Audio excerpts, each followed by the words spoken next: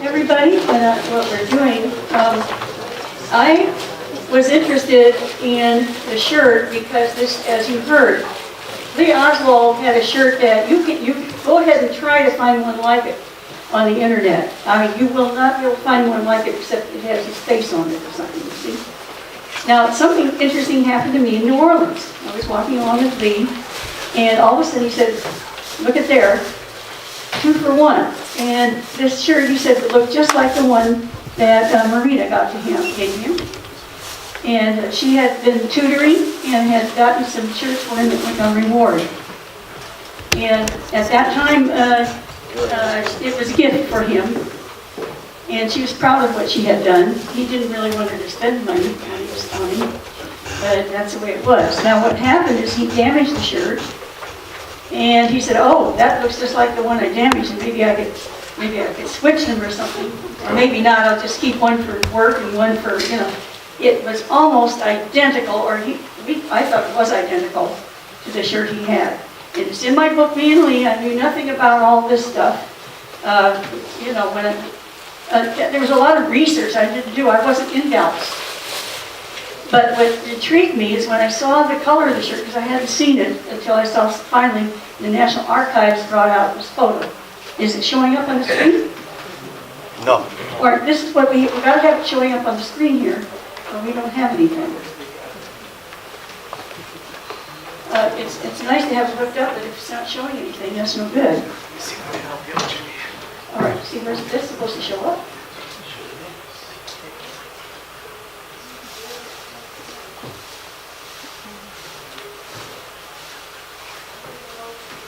It says no signal.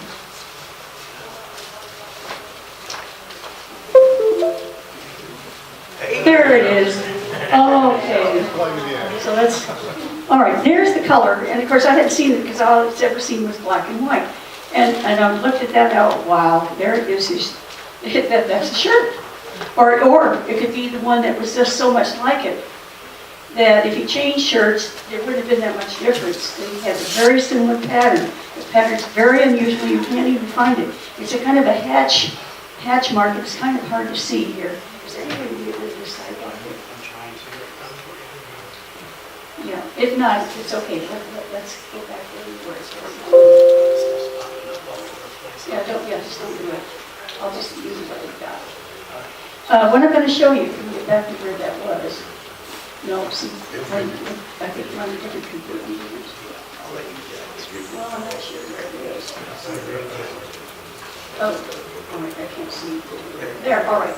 All right, let's try to go back up here. All right, there's the shirt. And it has a kind of a hatch mark through it. It's extremely hard to find. It's very rare. In fact, I have difficulty with certain people that they want to. When I saw the Alton 6 photo and blown up in, I said, oh, no way could this be Lee Oswald shirt? Come on, it can't be, because it had markings that looked like maybe, you know, it was very fuzzy and everything. Couldn't have been. Now I'm going to have you go through with me on a discovery that I think will astound you because it astonished me. So here we go. Let's see if I can get this thing to go here. Oh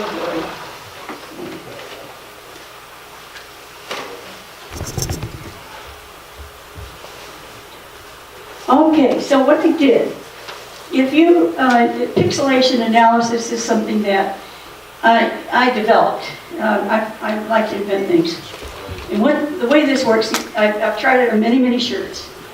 And you take a section of a shirt and or any kind of textile in whatever pattern, and you take a section of it. In pixelation, if you take a pixel, a lot of pixelated, and you blow it up, you're going to damage the photo. It's going to get fuzzier and fuzzier and fuzzier. That is a degradation then of that particular part of the picture, whatever you're looking at. In other words, it's like fewer pixels for that area. And so you get a distortion. And we have that, of course, in the Alton 6 film and the photographs. We have a distortion because that's a tiny figure in there, and very little is the equivalent, very few pixels.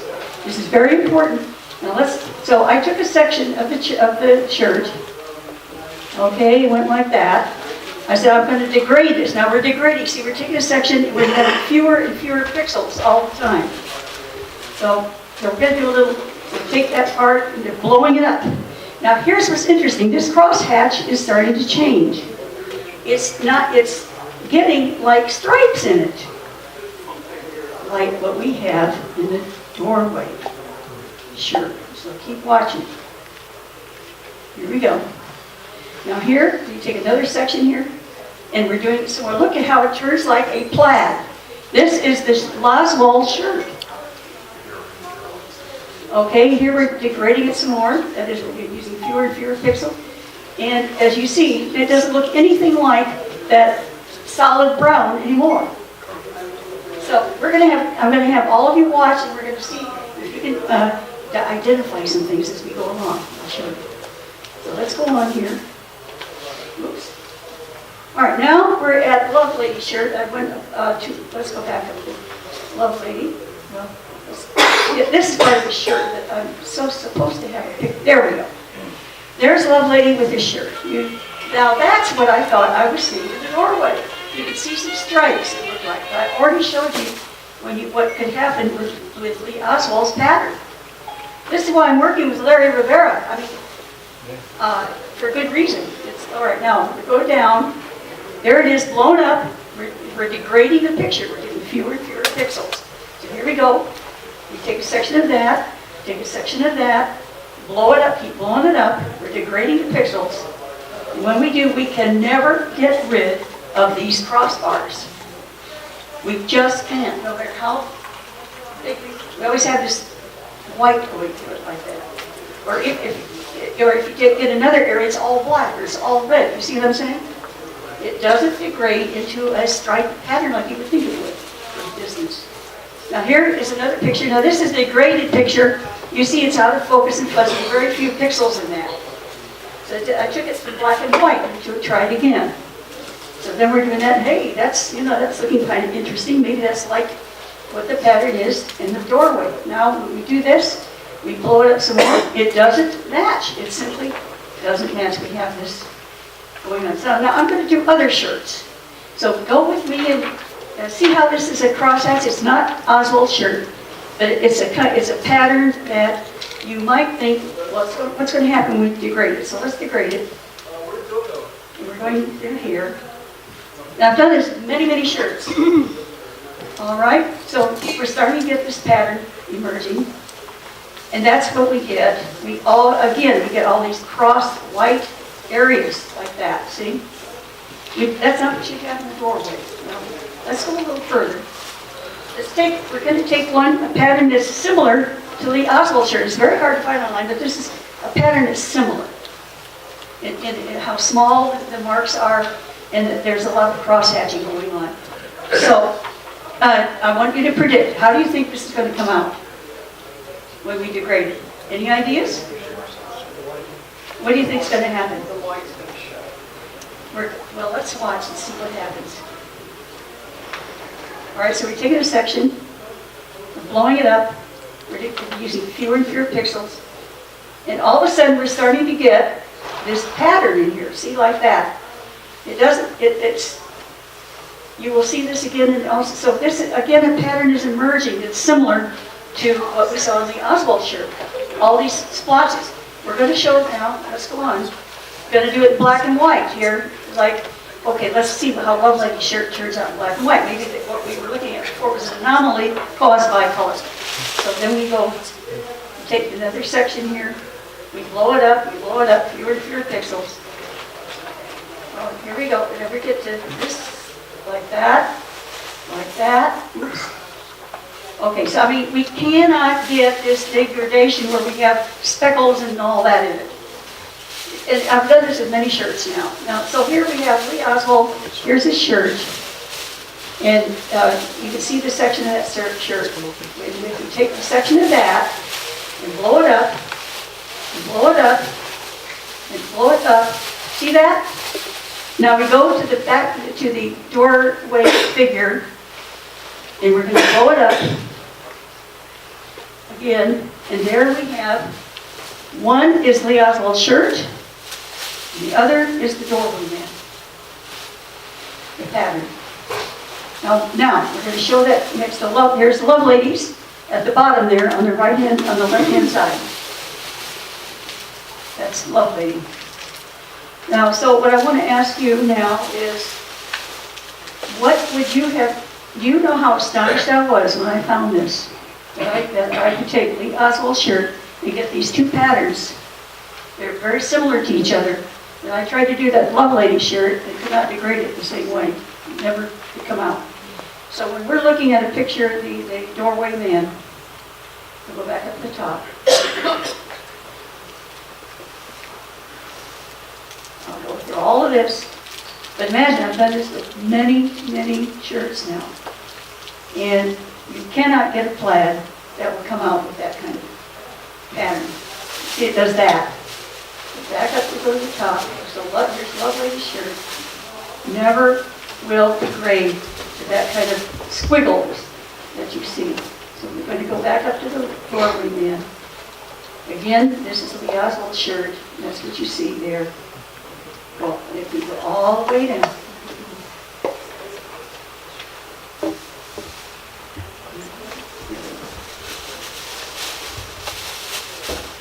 And you cannot get it.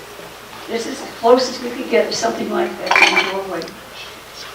I was so astonished that, here's what because I'm scientifically trained, I will not say that is Lee Oswald in the doorway for this information. What I will tell you is that it's not really lovely. It's not. Wrong shirt. Unless he was wearing a shirt that was brown and cross-hatched, like Lee Oswald's shirt. Okay, so if you have any questions, and I'd like to talk to you about alternate 6, anyway, other aspects of it too, if you're interested. Questions? Oh, come on, don't be scared. Yeah. Come to the microphone, please. Was there any way to compare to the man that was standing there? The shirt that comes out on that, if we do that, we get broad bands. It had almost likely was a striped shirt. And that's the one that Lovelady said he wasn't, he showed up in that shirt for the FBI, and then later he claimed that he was in the plaid shirt. Neither shirt fits the doorway man.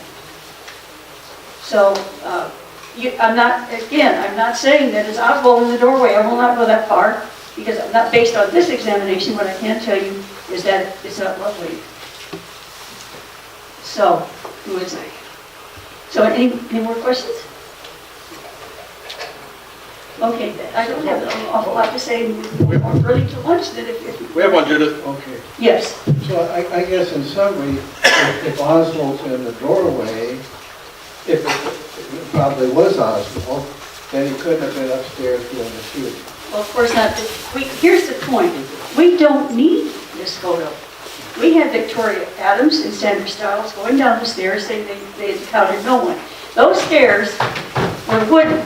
You're running downstairs, you're going to hear that. They didn't hear a thing. He wasn't on the stairs. What did he do, fly? Of course, they have him flying, don't they, from Tippett's scene, over their shooting scene, to the Texas Theater, 6/10 of a mile away, and he's buying popcorn from Butch Burroughs at the same time that the Warren Commission says that Oswald shot Tippett. 6/10. So I guess he could bilocate and do that. Okay? He's mystical. Yeah, right. This is a time if you want to ask any questions also, because I have a theory. Would you like to hear a theory? It's just a theory. Yes. All right, there's a theory that I have that you might be interested in. That is, we have Frazier saying that Lee Oswald was carrying curtain rods. Remember? Yeah. Now, I was thinking about this. Lee told me that he had been brought into the ring. He said that he might be found with a rifle in his hand, dead. Like maybe they'd shoot him with it, and then, or put it in his hands, or maybe like he killed himself with it, or they shot him and backwards, and he was shooting at them, and so on. But at any rate, he thought he was going to die from this. All right. But the point is that I want to get across is that Frazier said that he was carrying curtain rods. Now, think if you're going to hire somebody, or they're going to, he said he was drawn into this group that was planning to kill Kennedy. And if they wanted him to be a shooter, and he's told me, if I leave, there will be one less, if I stay, there will be one less bullet aimed at Kennedy. If I leave, they're going to kill all of you. That's the situation he was in at the end. And the other thing he told me, he said, I gave an oath as a Marine.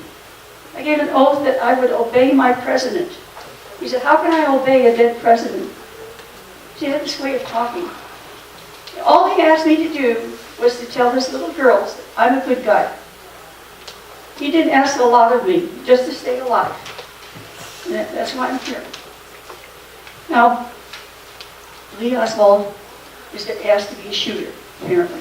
And if he left, somebody else would take his place who would shoot. But wait a minute, he's got to bring a gun in there, doesn't he? If he doesn't bring a gun in, it's going to look funny, right? I mean, because you're supposed to practice your gun, you're supposed to, if you're a sniper, you're supposed to be shooting with it, and, figure, you can't just walk in and have somebody hand you a rifle. So you have Frazier saying, look, when he's taking that, he puts it under his arm, under his armpit. And they've always said, yeah, that means it's too short to be a rifle. Yeah, but that rifle, but there are other rifles. And I noticed they talk about a Mauser first, and they talk about, think if he told Boynton, I'm bringing in a Mauser, and if he told somebody else, I'm bringing in a Carcano, and they think because they're looking for a distance, he's carrying this under his arm, in his armpit, just in the military style that you carry a rifle, under his armpit like that, like it is a weapon. But then there is none, and then you have all this confusion. He didn't bring anything in. It wasn't true. We also have photographs of a package of curtain rods with fingerprints all over. We have 4 or 5 of those photos. They've never told us whose fingerprints are on those curtain rods. Why did they have them? Where did these curtain rods come from? But if Lee Oswald knows people are watching from a distance, he's carrying something under his arm like that, it looks like he's bringing in a weapon. And I believe that's just theory. I can't prove it. But it does answer our query, why is he carrying it like that? Because that's not where you carry it. Like, you just carry it like that, right? Why under the armpit when you're walking?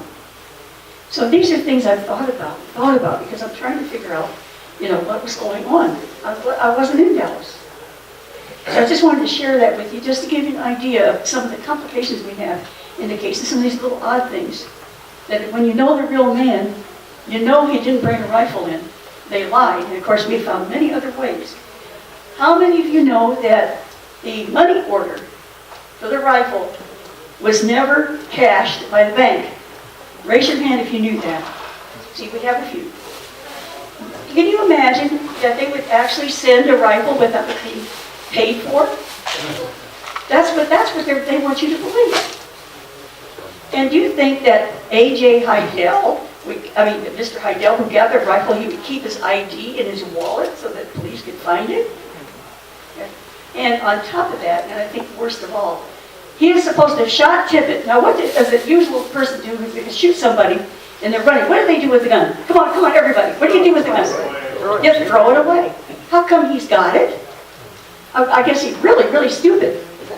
Right, that's why he's so fluent in Russian. That's why we could play chess together, because he's really stupid. Okay, so it's just, and by the way, Jimbo, tell him, we have Ray Hale. Where is Ray? Is he in the room? Ray, can you come up here for a minute? Then we're going to break. Yeah. Ray is a very interesting man, because he is a good friend of Jim Botelli. Jim is ill, he can't come. But he was here, he was at the Oswald. Now, what I was wondering if we would do, I think we could take it from here. Well, you're buying some time right now. You want to talk about Jim? Yeah, yes, but I'd like you to say also about Lee Oswald, what Jim thought of him, just in case you won't be here tomorrow. I will be here tomorrow, and just on a note on, I've been reading about the Kennedy assassination since I was 19, for almost 3 decades now. But when the 50th anniversary came out, it blew me away, because I thought either I know nothing about this, or they're spinning what is out there. it really irritated me. So I just dove in and read every book I possibly could, that he was guilty, innocent, and the through line through the guilty books, I couldn't even get through them because it was all based on his psychologically unstable, a nut, right? And that's the through line in all of those books. And so I started tracking, and of course I read her book, and it was just the most important book to read because it humanizes Lee Oswald. And so I started tracking down people that knew him. And I saw Jim Patello's name and tracked him down in California. He's a former California judge, and he was Lee Harvey Oswald's roommate in the Marines. And this guy, and he'd just taken a bad fall. I said, "You sure you want to do this interview?" And he said, "Yeah." We put him on tape. And he had nothing but, he was emotional, nothing but great things to say about Lee Oswald. And if you go through and do reading, and even George Morshield or Richard Nagel, even Marina, her letter to the FBI after the assassination review board, these people, even Wells Frazier, I mean, it's on YouTube, he's emotional talking about who Lee Harvey Oswald was, how the children loved Mr. Lee. And it just baffles me that what is going on 50 years later, that they're spinning that he's a nut job. I mean, this right here is such an important book. It's Jesse Curry's book. And there's so much great information in here. He was very suspect of what went on. Jesse Curry, Captain Fritz, and the DA, Wade, all said that he was mentally competent. That, in fact, he was intelligent. Because they were all asked that question. So, how, 50 years later, how are we talking about he's still nuts? Clearly he's not. So tomorrow, there's a video of Jim, and I think it's going to be posted on YouTube here any minute, but you just got to hear what he had to say about Lee. And this guy is a conservative, a loyal Marine. He's still alive, and he went to the FBI after the assassination, but he just talked about what an honorable man Lee Oswald was. Glad to hear what. Good thing to watch. Thank you so much. And here's the last thing, and I'm going to let you go to lunch. Because if you're hungry, anybody hungry? All right, so I'll get out of here in a minute. Just want to say, I looked up what the various Marine buddies had to say about Lee Oswald. I was shocked. Now, one of them said he talked about communism. Not one of them's. The only person that was really negative about him was Carrie Thornley, who made money writing a book saying how bad he was. After he and Lee had an argument, and a lot of people say that this man, he said he had left New Orleans in May, but it was before I said I saw him. But this is also, remember, Thornley is the man who said that he was a Nazi experiment and that he had an implant in his head. And we're supposed to believe him when he says that, oh, I wasn't there, 2 weeks earlier. I said he was there 2 weeks later, and they're saying, oh no, he left, before that. He said so.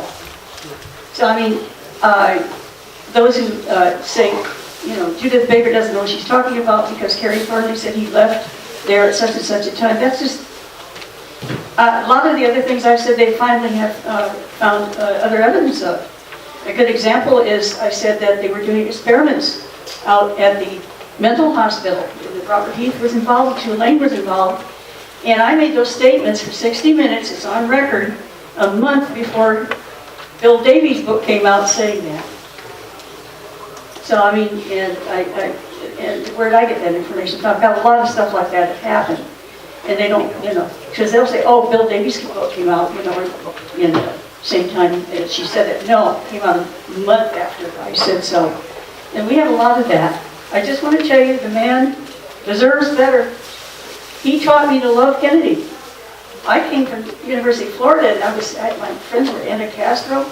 I just met another witness who told me, it's wonderful because he was telling me how he knew Tony Lopez Riscat and he knew the family and everything. And Tony taught me to hate Kennedy because of the torture that he had seen some of his friends go through. I mean, he'd heard what happened to them. Like one of them was a CIA man, and Tony said they hung him up by the arms and they put blowtorch to his armpits. Now, I don't like a man like that. So you ask me, when he aimed nuclear weapons at my family, then I should say, oh no, I'm not going to do anything to him. I'd rather have him start World War III. And I listened to my superiors, and I believe them. I believe they're honorable men. So I got dragged into a project where every once in a while somebody says, you should be arrested because you tried to kill people. All I ever want to do is cure cancer and help people. And I want you to know that. Okay, bye-bye. Judyth, 1 second, please. First of all, I want Don has asked me to clarify if we're going to do lunch or we're going to talk about the prayer man controversy, or if we're just going to hold off on that till a future conference. Oh, no, I'm sorry. We need questions and answers. Okay, and one other thing I just want to add real quick, okay? I just recently stumbled across this. I apologize. Yeah, I'm sure there are questions and answers, and Right, but I wanted to clarify something because I just came across this. I was looking at a review in 1967 that CBS News was doing, and it was called In Defense of the Warren Report. Now, the reason why they were doing this was because Mark Lane, Sylvia Meagher, so forth, that started writing conspiracy-related books. The CIA came up with ID number 1035-960, which is basically the conspiracy theorists. We got to make sure these people are nuts. Now, a person on the board for CBS News was John McCoy, who was on the Warren Report. oh, And in his testimony, in this news documentary that got canceled, he said, we didn't find Lee Oswald guilty on ballistics or pathological evidence. We based it on his lonely loser lifestyle. the man who had 2 children, who had penetrated the Soviet Union when he was still a teenager by 2 days. The man who could speak beautiful Russian, who had expensive Japanese lovers in Japan. And I mean, it's startling to me, all the things that he accomplished when I knew him. He was only 23 years old. Okay, questions? Time for a round of applause. No,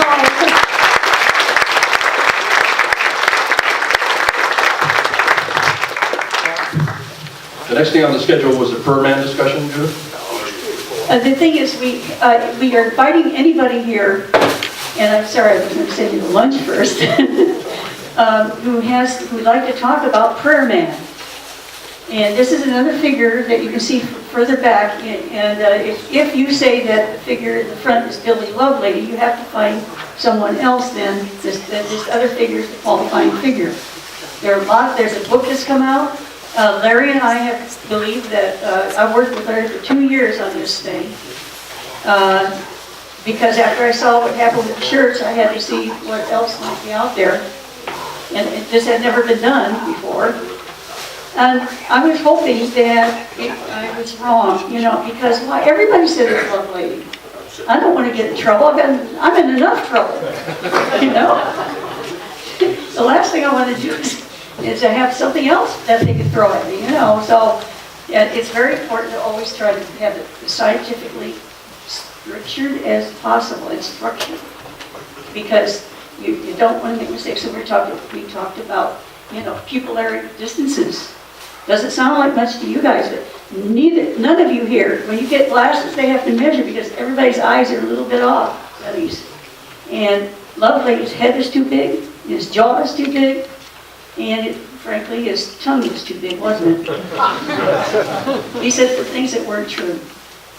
And we shouldn't let him get away with it. Of course, he didn't talk to the HSCA like so many. He suddenly died. It's also convenient. Also convenient. And people who say, oh, you didn't talk to Garrison. Why didn't you talk to Garrison? I was in Mexico, in the hills in Saltillo, and where at night the cockroaches covered your body. I mean, it was a terrible place to be. And they didn't have TV and all that down there. What they did have is they had a little post office, and Roy Rogers had written a letter to his wife, Dale Evans, and they kept it there for 2 months for everybody to look at before they mailed it on. So that's the kind of situation I was in when Garrison started his And then I got pregnant, and the doctors put me in bed. How many of you know that I had a parsimonious husband? I had a husband who wouldn't, I had no TV, no radio, because he went to the university while I was in bed trying to hold on to a baby. No TV, no radio, no newspapers. My baby was 10 days old when they finally went to Santa Rosa Island in Fort Walton Beach, and there they said, Clay Shaw is innocent, and I went, oh. I couldn't believe it. And because we know better. I knew better. And that's when I found out about it. It was too late. By then I had a newborn baby, and all my maternal instincts, I wouldn't have spoken out. It was too late. So that's what happened, why I didn't speak out for Garrison. That's what it was. And why didn't I do it for JFK? I didn't do that either because I couldn't bear to watch somebody get shot on TV. Or you know what I mean? I couldn't bear it. In fact, my son, who came in from college, we always on Saturdays, we always had a chance. I had the kids come in, because I was a good chaperone, I was a good mom. And I had 3 boys born in 3 years. Can you imagine? I had 5 children. I had all teenagers in the house and their friends filling the house on Saturday. And the parents loved it because I was a teacher, I was an instructor, you know, in college and everything. And so they felt safe to have me there. My son brings home to film JFK, and for the first time that they were shocked, I walked out. I walked out and I went to church, and I cried and I prayed. I could not bear to even see 1 minute of that film. I finally saw the film on December 26, 1998. The day my daughter, my last child, left home on her honeymoon. That's all I'm going to say.